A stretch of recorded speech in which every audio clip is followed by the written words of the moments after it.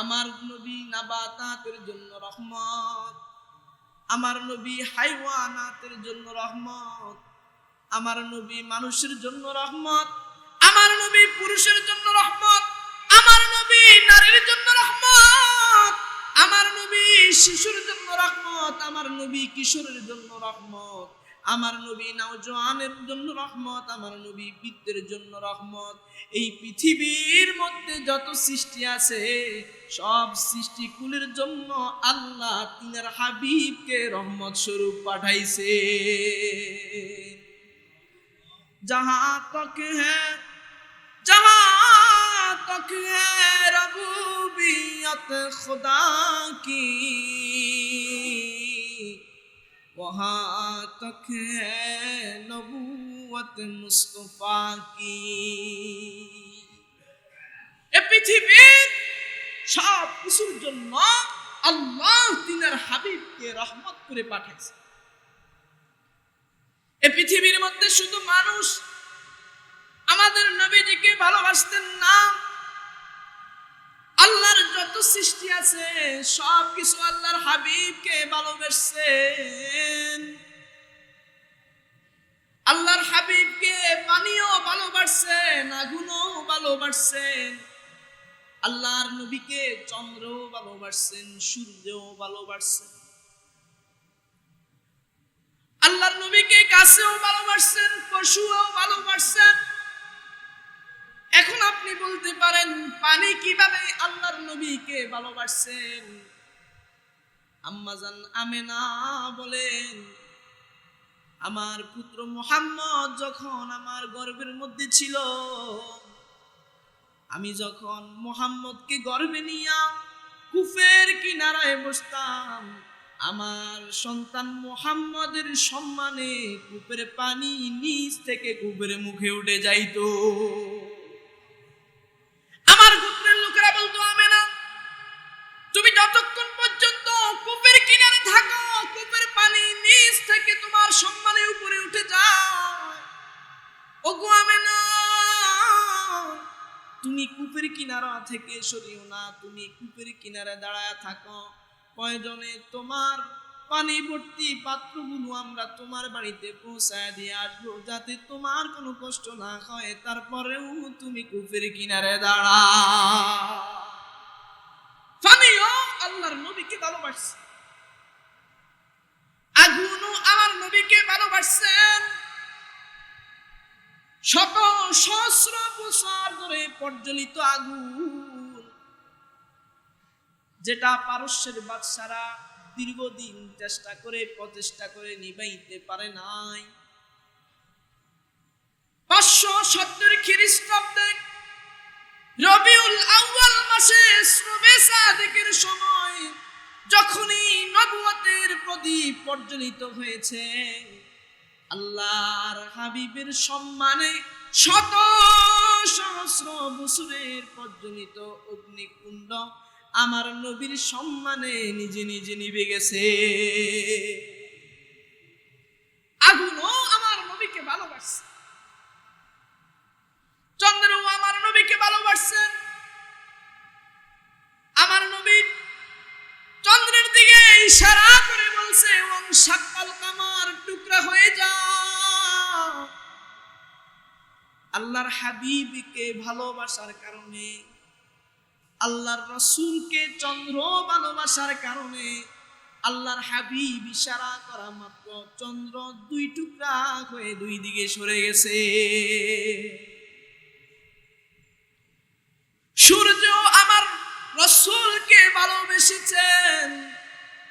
হযরত আলী রাদিয়াল্লাহু তাআলা আনহু বলেন, আল্লাহর নবী বিশ্ব নবী রাহমাতুল লিল আলামিন একদিন আমার রানের মধ্যে তিনার মাথা মুবারক দিয়া ঘুমায় পড়ছেন। আসরের ওয়াক্ত হয়ে গেছে, আমি রাসূলকে জাগাই নাই, আল্লাহর হাবিবকে জাগাই নাই, হয়তো তিনি কষ্ট পাবেন। আমি একবার সূর্যের দিকে তাকাই, আমার রাসূলের চেহারা মুবারকের দিকে তাকাই, সূর্যের দিকে তাকায় দেখি সূর্য আমার রাসূলের চেহারা মুবারক থেকে বিন্দু পরিমাণও সরে না। সূর্য তার আপন গতিতে দাঁড়ায় আছে, নিচের দিকে বিন্দু পরিমাণও নামে না। আল্লাহর নবী ঘুম ভাঙার পর তিনি নামাজ আদায় করলেন। নামাজ আদায় করার পর আমি সূর্যের দিকে তাকাইলাম, সূর্য তার আপন গতিতে ঢলে পড়ল। আমি মুখের ঠোঁটের আগার মধ্যে আনলাম, রাসূলকে জিজ্ঞাসা করব বিষয়টা কেমন, কেন জানি অন্যরকম লাগলো। আল্লাহর নবী আমাকে বলে, আলী তুমি বুঝি আমাকে সূর্যের কথা জিজ্ঞেস করতে চাও? আলী রে, যে আল্লাহ আমাকে ঘুম পড়ায় রাখছে, ওই আল্লাহ সূর্যকে দাঁড় করায় রাখছে। সূর্য আমার রাসূলের ভালোবাসায় স্থির হয়ে গেছে। আমার নবীকে পানিও ভালোবাসছে, আগুনও ভালোবাসছে, সূর্যও ভালোবাসছে, চন্দ্রও ভালোবাসছে, গাছের ছায়াও আমার রাসূলকে ভালোবেসেছে। আবু তালেব আল্লাহর রাসূলকে নিয়া নওজোয়ান মুহাম্মদুর রাসূলুল্লাহ সাল্লাল্লাহু আলাইহি ওয়াসাল্লাম কে নিয়া বাণিজ্যিক শহরে ব্যবসার উদ্দেশ্যে সিরিয়ার দিকে রওনা। যাইতে যাইতে কিছু পথ অতিক্রম করার পর যখনই বিশ্রামের জন্য বিরতি দিল, ব্যবসায়িক লোকেরা যার যেমন যেখানে ছায়া পেয়েছে সবাই যার যেমন বিরতিতে আরাম করার জন্য গেল। আল্লাহর নবী, রহমতের নবী, আদমওয়ালা নবী,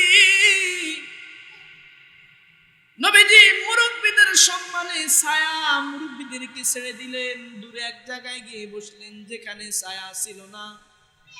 আল্লাহর নবী যেদিকে যতটুকু যায়, একটা মেঘ এসে আল্লাহর হাবিবের মাথার উপর ছায়া দেয়। এক পাদ্রী এটা দেখছে, দেখি দৌড়ে আসে, হে বালক তোমার নাম কি? আল্লাহর নবী বলেন, আমার নাম মুহাম্মদ।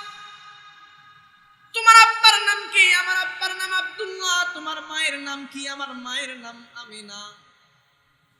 কার সাথে আসছো? আমার চাচার সাথে বাণিজ্যিক সফরে রওনা। চাচাকে ডাকলো, ও গোত্রের সর্দার শুনো, যেই বালককে নিয়ে আসছো ওই বালক সাধারণ কোনো মানুষ না, সাধারণ কোনো মানুষ না। আমার আল্লাহ ওই বালককে আখিরি জামানার নবী রহমত করে পৃথিবীতে পাঠাইছে। हर साल में हाजी चले जाता है मदीना, हर साल में हाजी चले जाता है मदीना। अल्लाह ने बनाया तुम्हें सुल्तान मदीना, अल्लाह ने बनाया तुम्हें सुल्तान मदीना। कौनन का मुख्तार खुदा तुमको बनाया, कौनन का मुख्तार खुदा तुमको बनाया। उम्मत का निगाहबान खुदा तुमको बनाया, उम्मत का निगाहबान खुदा तुमको बनाया। तोहा यासीन की लक़ब से तुमको पुकारा, तोहा यासीन की लक़ब से तुमको पुकारा। जिन लक़ब मुकर्रम से किसी को न पुकारा, जिन लक़ब मुकर्रम से किसी को न पुकारा। ও মুসলমান ইমানদার ভাইরা আমার, এমন একজন নবীর উম্মত আল্লাহ আমাদেরকে বানিয়েছেন, যেই নবীকে ছায়া পর্যন্ত ভালোবেসেছেন। শুধু ছায়া ভালোবাসেন না, সহিহ হাদিসে বর্ণিত একটা মরা খেজুর গাছ আমার নবীর আশিক ছিল। পিছনে হেলান দিয়া, একটা মরা খেজুর গাছের সাথে হেলান দিয়া খুতবা দিতেন। একদিন এই খেজুর গাছ ছোট বাচ্চার ন্যায় কান্না শুরু করছে। হযরত আব্দুল্লাহ ইবনে মাসউদ, আব্দুল্লাহ ইবনে আব্বাস রাদিয়াল্লাহু তাআলা আনহু বলেন, শিশু বাচ্চার ন্যায় খেজুর গাছটা কান্না করে, কান্নার আওয়াজ স্পষ্ট শোনা যায়। সাহাবায়ে কেরাম বলেন, ঘোড়ার হেনগানির ন্যায় আওয়াজ শোনা যায়। আল্লাহর নবী খেজুর গাছকে সান্ত্বনা দেওয়ার জন্য বলেন, খেজুর গাছ কান্দিস না, আমি নবী তোর জন্য দোয়া করব, আল্লাহ তোকে প্রাণ দিবেন, তোর মধ্যে ফল ধরবে, কিয়ামত পর্যন্ত মানুষ তোর ফল খাবে, তোর জন্য দোয়া করবে। তারপরেও খেজুর গাছের কান্না থামে না। আল্লাহর নবী মিম্বর থেকে নেমে মানুষকে যেভাবে জড়ায়া ধরে, আল্লাহর রাসূল খেজুর গাছটাকে এভাবে বুকের সাথে জড়ায়া ধরে বলে, খেজুর গাছ কান্দিস না,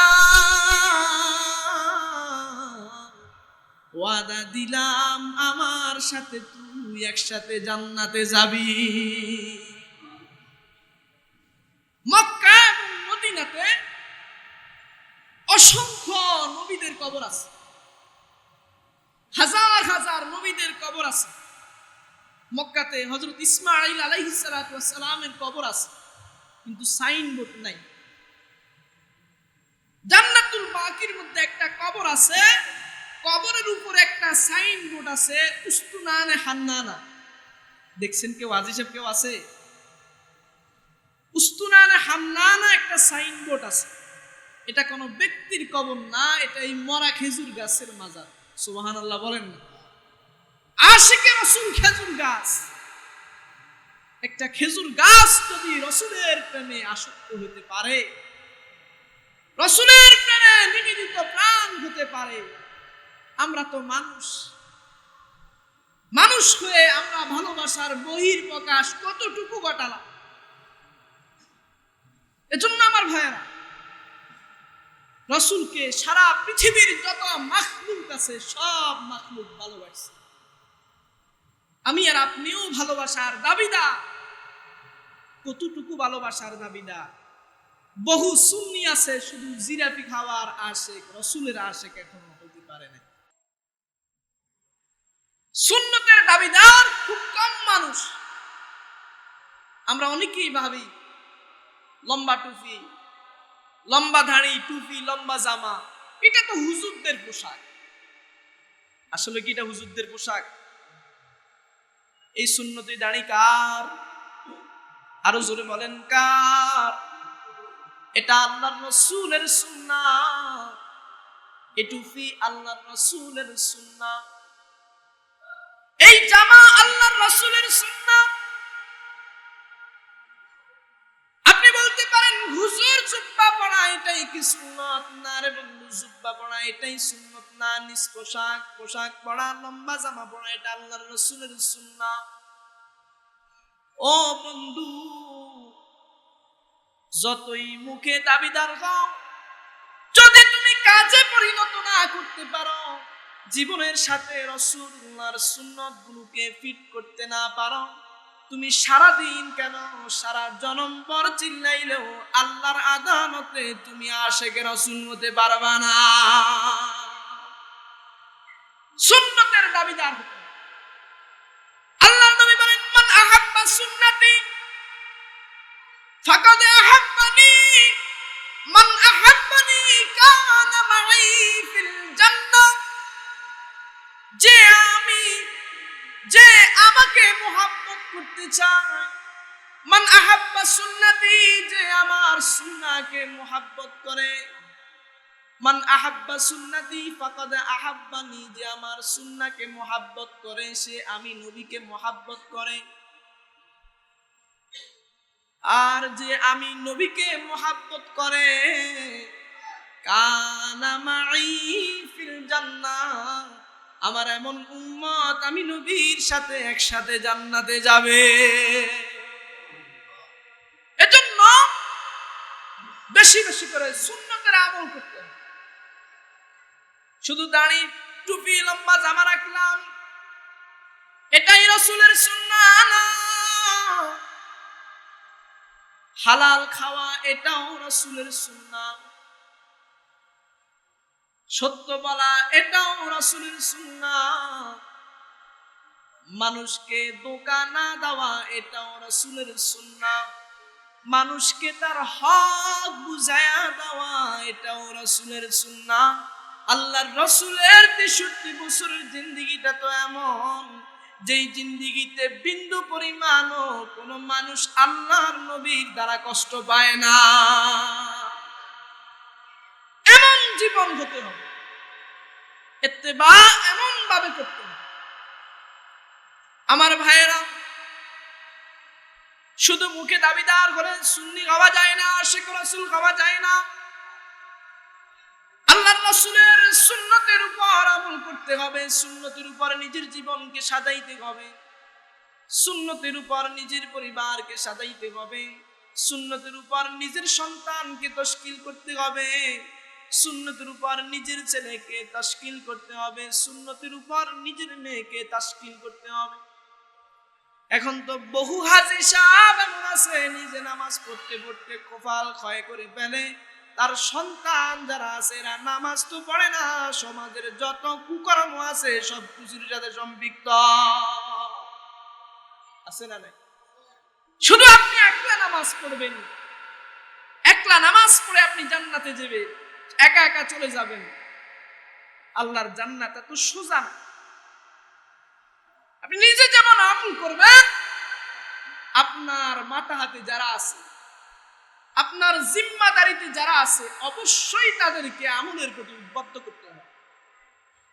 আপনি চেষ্টা করতে হবে আপনার পরিবারকে গোছানোর জন্য, আপনার সন্তানকে দ্বীনের দিকে আনার জন্য আপনাকে চেষ্টা করতে হবে। কি করতে হবে ভাই? চেষ্টা করতে হবে। চেষ্টা করা এটা আপনার কাজ। হেদায়েত যিনি দিবেন তিনি কে? আরো জোরে আওয়াজ করে বলেন তিনি কে? হেদায়েতের মালিক আল্লাহ। আপনি চাইলে কাউকে হেদায়েত দিতে পারবেন না, আপনি চাইলে কাউকে নামাজ পড়াইতে পারবেন না, আপনি চাইলে কাউকে দ্বীনের পথে আনতে পারবেন না। আল্লাহ যদি হেদায়েত না দেয়, আপনি তাকে বুঝাইতে পারবেন, তাকে দ্বীনের দিকে আসার জন্য দাওয়াত দিতে পারবেন। আপনি বুঝান, দাওয়াত দেন, হয়তো আপনার বুঝানো আর দাওয়াত দেওয়ার মাধ্যমে তার দিলের মধ্যে রহমত পৌঁছায় দিবেন যিনি তিনি কে?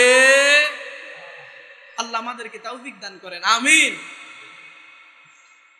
আমার ভাইরা, আল্লাহর রাসূলকে জান প্রাণ দিয়ে ভালোবেসেছেন যারা, তারা হলেন সাহাবায়ে কেরাম। তারা কারা? সাহাবায়ে কেরাম। আল্লাহর রাসূলকে জান প্রাণ দিয়ে ভালোবেসেছেন তারা আমার আপনার মতো জিলাপি খাওয়া, মিষ্টি খাওয়া আশিক না। তারা আমার আপনার মতো বছরে একদিন ঈদ পালন করবে, একদিন ভালোবাসা প্রকাশ করবে এমন আশিক না। চিল্লা বলেন, রাসূলের প্রতি উম্মতের ভালোবাসা থাকবে বছরে একদিন না 360 দিন।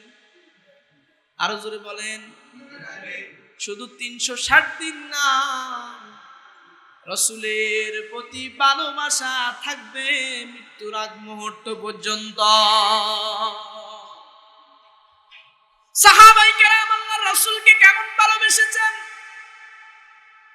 আল্লাহর নবী একবার সিংহা দিলেন, সিংহা দেওয়ার পর সামান্য কিছু পুজ রক্ত বের হলেন। আল্লাহর নবী এই পুজ রক্তগুলো হযরত আব্দুল্লাহ ইবনে জুবাইর রাদিয়াল্লাহু তাআলা আনহুকে দিলেন। আব্দুল্লাহ, যাও ওই পুজগুলো এক জায়গায় দাফন করে আসো। আব্দুল্লাহ এই পুজগুলো নিয়ে খেয়ে ফেললেন। কিছুক্ষণ পরে আবার আসলেন আব্দুল্লাহ, রক্তগুলো পুজগুলো কি করছো? আব্দুল্লাহ বলেন, ইয়া রাসূলুল্লাহ, ইয়া হাবিবাল্লাহ, আপনার দেওয়া এই পুজ রক্তগুলো আমি পান করে ফেলছি। আল্লাহর নবী বলেন, আব্দুল্লাহ রে, এই ফুজগুলো তো পান করলি না, তুই তোর জন্য আল্লাহর জাহান্নামকে হারাম করে নিলি। কেমন প্রেম ছিল! আমার ভাইয়েরা বন্ধুরা, শুধু জীবনের কুরবানি করছে এতটুকু না,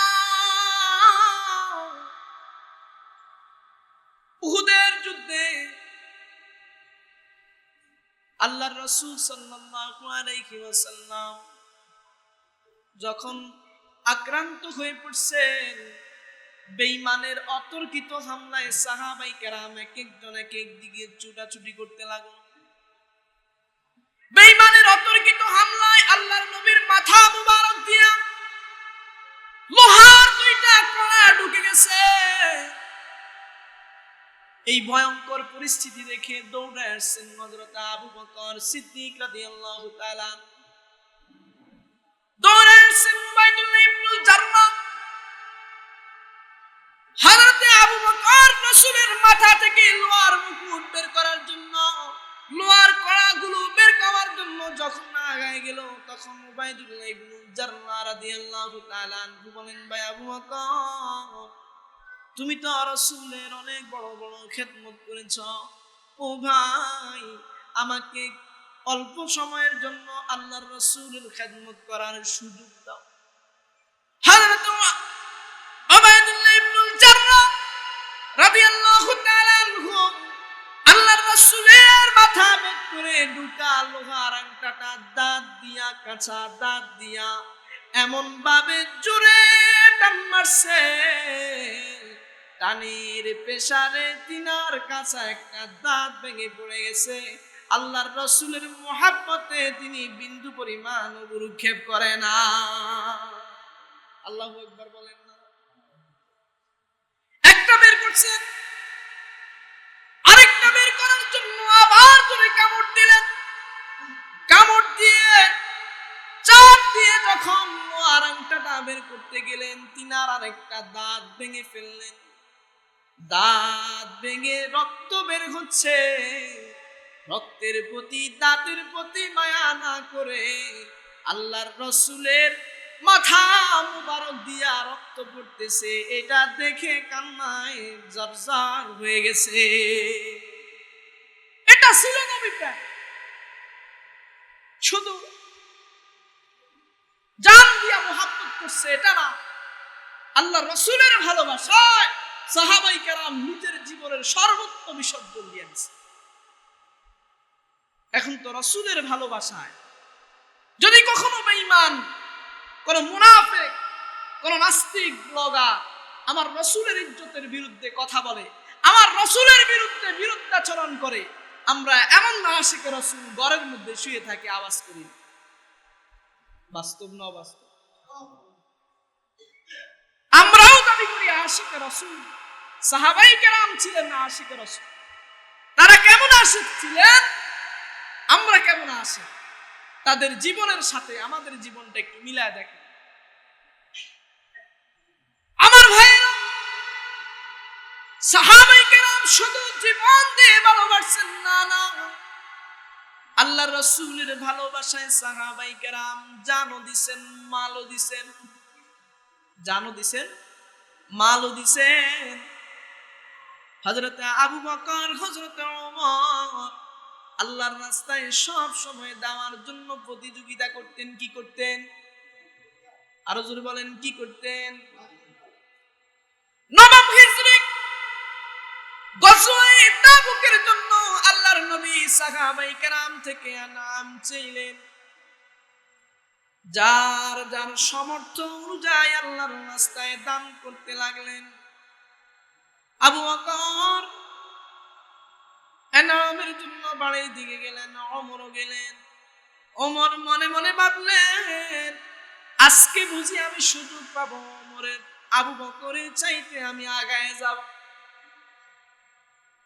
ওমর রাদিয়াল্লাহু তাআলা আনহু তিনার অর্জিত যতগুলো মাল আছে সবগুলো মাল দুই ভাগ করছেন। এক ভাগ ঘরের মধ্যে রেখে আরেক ভাগ পুরা রাসূলুল্লাহ সাল্লাল্লাহু আলাইহি ওয়াসাল্লামের খেদমতে পেশ করছেন। আল্লাহর নবী ওমরকে জিজ্ঞেস করলেন, ওমর কি আনছো? ওমর আপনি কি এনেছেন? হযরত ওমর বলেন, ইয়া রাসূলুল্লাহ, আমি আমার যত সম্পদ ছিল সব সম্পদ থেকে অর্ধেক আমি আল্লাহর রাস্তায় পেশ করলাম। হযরত আবু বকর সিদ্দিক রাদিয়াল্লাহু তাআলা আনহু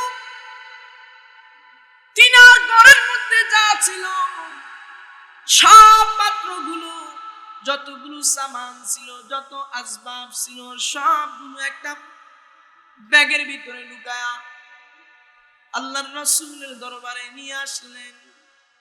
শুধু সামান আনছে এতটুকুই না,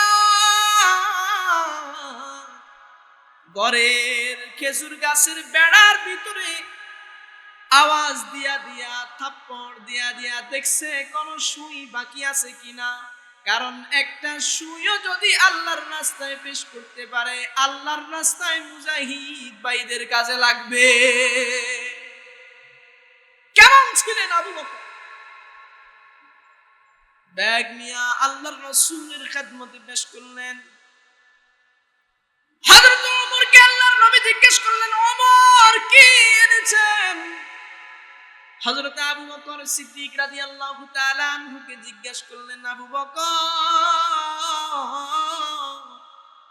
আপনি ঘরের মধ্যে কি রেখে আসছেন? ওমরকে জিজ্ঞেস করলেন, ওমর কি আনছেন? আবু বকরকে জিজ্ঞেস করলেন, আবু বকর আপনি ঘরের মধ্যে কি রেখে আসছেন? আবু বকর সিদ্দিক রাদিয়াল্লাহু তাআলা আনহু মুস্কি হাসি দিয়া বলেন, আমি আমার ঘরের মধ্যে আল্লাহর রাসূলকে রেখে আসছি। আর জোরে বলেন না সুবহানাল্লাহ। দুনিয়ায় সাদাকত মে তেরা নাম রহেগা, দুনিয়ায় সাদাকত মে তেরা নাম রহেগা, সিদ্দিক তেরা নাম पर इस्लाम रहेगा। दुनियाए सियासत में तेरा नाम रहेगा, दुनियाए सियासत में तेरा नाम रहेगा, फारूक तेरा नाम पर इस्लाम रहेगा, फारूक तेरा नाम पर इस्लाम रहेगा। दुनियाए सखावत में तेरा नाम रहेगा, दुनियाए सखावत में तेरा नाम रहेगा, उस्मान तेरा नाम पर इस्लाम रहेगा, उस्मान तेरा नाम पर इस्लाम रहेगा। दुनियाए शुजावत में तेरा नाम रहेगा, दुनियाए शुजावत में तेरा नाम रहेगा, आली के तेरा नाम पर इस्लाम रहेगा, आली के तेरा नाम पर इस्लाम रहेगा। আল্লাহু আকবার। মুসলমান ইমানদার বন্ধুরা আমার, আবু বকর তো ছিলেন এমন। আবু বকরের পরিবার কেমন ছিলেন? হযরত আবু বকর সিদ্দিক রাদিয়াল্লাহু তাআলা আনহুর আব্বা কুহাফা, তখনও তিনি ইসলাম কবুল করেন নাই। ছেলের সাথে কথা বলে না, কিন্তু গোপনে গোপনে নাতি নাতপুরের খবর নেয়। অনেক দাদা এমন আছে সন্তানের চাইতে নাতি নাতনিদেরকে বেশি পছন্দ করে, বেশি ভালোবাসে, আছে না নাই? আসলের চাইতে ফরাকে বেশি ভালোবাসে বহু দাদা দাদি আছে। কুহাফা হযরত আবু বকরের ঘরের মধ্যে গেলেন। ঘরের মধ্যে তিনার ছোট কন্যা হযরতে আসমা রাদিয়াল্লাহু তাআলা আনহা গিয়া বলে, দাদু ভাই আমি তো আমার সন্তান আবু বকরকে চিনি, আমার সন্তান যুদ্ধের ময়দানের জন্য সব কিছু নিয়ে গেছে, ঘরের মধ্যে কি রেখে গেছে? আল্লাহু আকবার। বন্ধুরা আমার, খুব মনোযোগ। ওই ছোট মেয়েটা কি জবাব দিল শুনে আপনি আশ্চর্য হয়ে যাবেন। হযরত আসমা ছোট মেয়েটা জবাব দিল, উত্তম কিছু রেখে গেছেন। আল্লাহু আকবার বলেন না? উত্তম কিছু রেখে গেছেন। হযরত কুহাফা সামনের দিকে হাঁটতে লাগলেন। মনের মধ্যে হঠাৎ করে প্রশ্ন জাগলো, উত্তম কি রেখে গেছেন, এটা তো জিজ্ঞাসা করি নাই। আবার দৌড়ে আসছে, দাদু ভাই আমার সন্তান আবু বকর কি রেখে গেছে, উত্তম কি রেখে গেছে। ওই মেয়েটা বলে, আমার পিতা আবু বকর ঘরের মধ্যে আল্লাহ আল্লাহর রাসূলকে রেখে গেছেন, এর চাইতে উত্তম কিছু পৃথিবীতে হতে পারে না। এটা ছিল জান দিয়া মাল দিয়া আল্লাহর রাস্তায় সব কিছু বিসর্জন দিয়ে দিছে। আমি আর আপনি কি পারছি? কি বলেন, পারছি? দাবি তো করি আশিকে রাসূল। আল্লাহ আমাদের সকলকে প্রকৃত আশিকে রাসূল হিসেবে কবুল করেন, আমিন। এশারের জামাত কয়টায়? 8টায় আজান। আমার ভাইরা, আমার আলোচনা শেষের দিকে। এজন্য আল্লাহ আল্লাহর রাসূলকে ভালোবাসা এটা প্রতিটি ঈমানদারের ঈমানের অবিচ্ছেদ্য অংশ। আপনি যদি ঈমানের দাবিদার হন, অবশ্যই আপনার অন্তরে আল্লাহ আল্লাহর রাসূলের ভালোবাসা শতভাগ থাকতে হবে। আপনার কর্মক্ষেত্রে আপনি রাসূলের ভালোবাসার বহিঃপ্রকাশ ঘটাতে হবে। আপনি আপনার 3.5 হাত বডির মধ্যে আল্লাহর রাসূলের আদর্শ ফিট করতে হবে। যদি ফিট করতে পারেন, রাসূলের পূর্ণাঙ্গ আদর্শ নিজের মধ্যে ধারণ করতে পারেন, আল্লাহ এই আদর্শের বিনিময় আপনার দুনিয়া আখিরাত উভয়টাই সাজায় দিবেন। আল্লাহু আকবার বলেন না? আল্লাহর নবীকে ভালোবাসার পুরস্কার কি? যে আয়াত আমি তেলাওয়াত করলাম, আল্লাহ বলেন, কুল ইন কুনতুম তুহিব্বুনাল্লাহ ফাত্তাবিউনি ইউহিব্বুকুমুল্লাহ ওয়া ইয়াগফির লাকুম যুনুবাকুম ওয়াল্লাহু গফুরুর রহিম।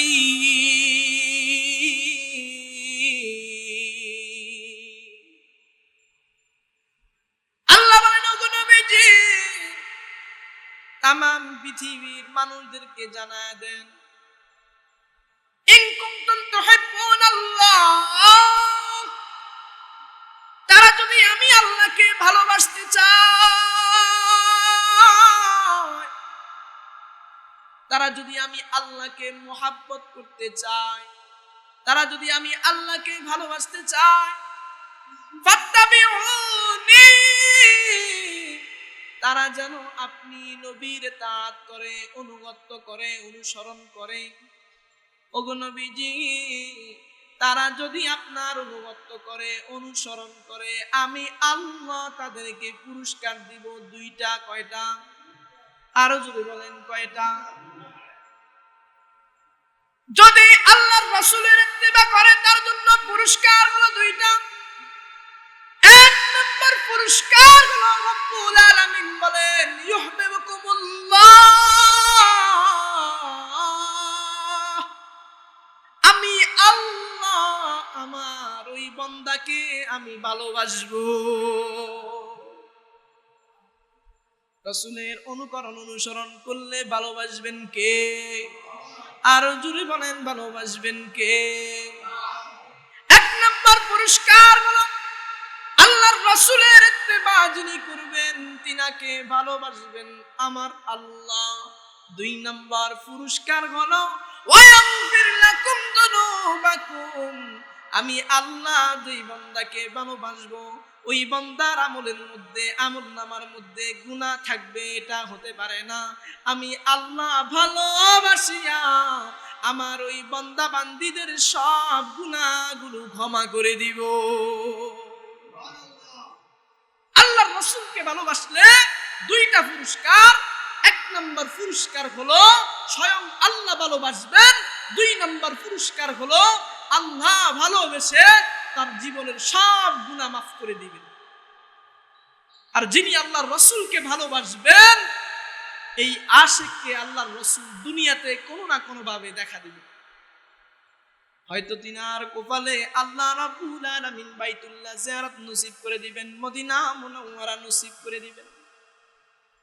তিনার কপালে মদিনা মুনাওয়ারা জিয়ারত নসিব করে দিবেন, বাইতুল্লাহ জিয়ারত নসিব করে দিবেন। বহু আশিকে রাসূল এমন আছে, আল্লাহর রাসূলকে বহুবার স্বপ্ন দেখছে, আছে না নাই? পাইলে নিরালায় গো নবী, পাইলে নিরালায়, পাইলে নিরালায় গো নবী, পাইলে নিরালায়। দুই কদমে চুমু খাবো, দুই কদমে চুমু খাবো, চরণ দুলি মাখবো গায়, পাইলে নিরালায় গো নবী, পাইলে নিরালায়, পাইলে নিরালায় গো নবী, পাইলে নিরালায়। মায়ার নবী কত দূরে,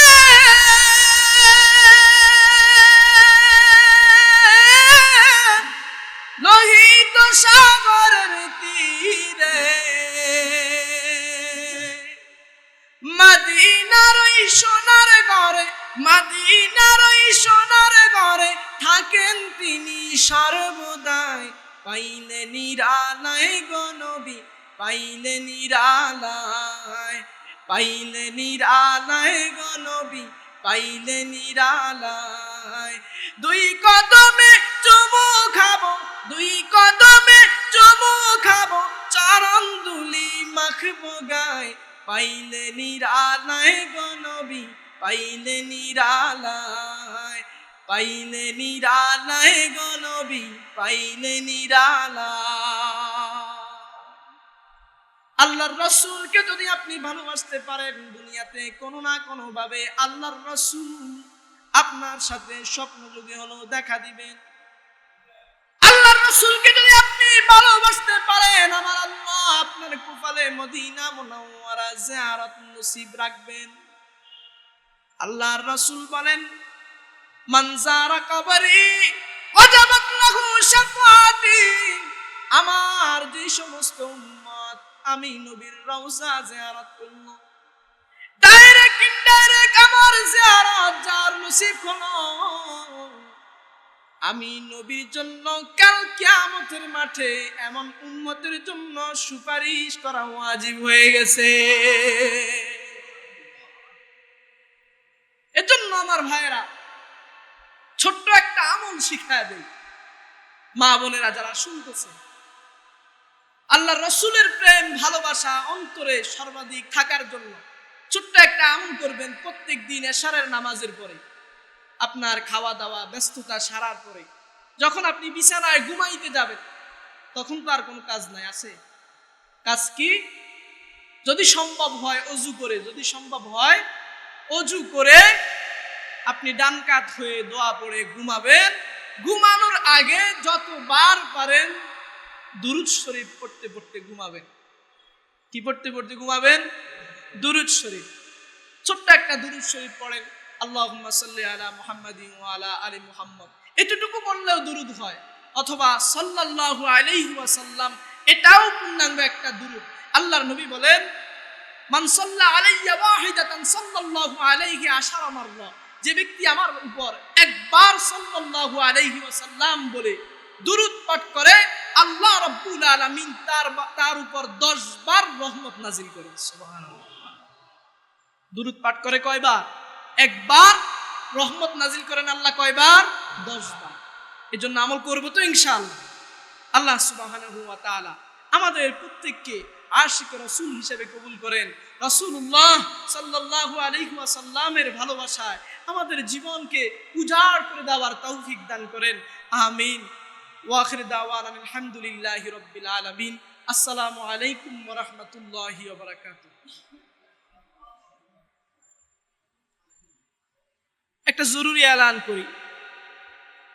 আজকে আমাদের এখানে আমাদের মাহফিলের প্রধান মেহমান যিনি, সারা বাংলা হাজার হাজার লক্ষ লক্ষ যুবকদের হৃদয়ের আইডল, দল মত নির্বিশেষে যাকে সবাই ভালোবাসে, হযরত মাওলানা আনিসুর রহমান আশরাফি হাফিজাহুল্লাহ, আমাদের কুমিল্লার গৌরব, কুমিল্লার কৃতি সন্তান।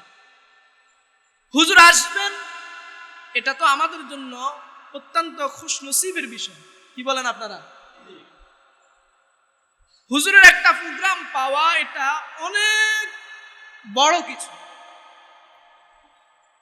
আলহামদুলিল্লাহ, যুব সমাজ, এলাকাবাসী আপনাদের চেষ্টায় হুজুর আসবেন। এখন হুজুর মেহমান আমাদের মাঝে আসবেন, আপনি ঘুমায় থাকবেন বাড়িতে হইল, আশপাশে মাইকের আওয়াজ যতটুকু দূরে যায়, আপনাদের সকলের কাছে আপনাদের ছোট ভাই হিসাবে আমার ছোট্ট একটি অনুরোধ রইল, আমরা মেহেরবানি করে এশারের জামাতের সাথে এশা পড়বো ইনশাআল্লাহ। জামাতের সাথে এশা পড়বো, এরপরে ধারাবাহিক আলোচনা হবে ইনশাআল্লাহ। হুজুর আসবেন, আমরা সকলে আজকে মন ভরে হুজুরের আলোচনা শুনবো। আল্লাহ তাআলা হুজুরকে সহি সালামতে আমাদের কাছে পৌঁছে দিন, আমিন।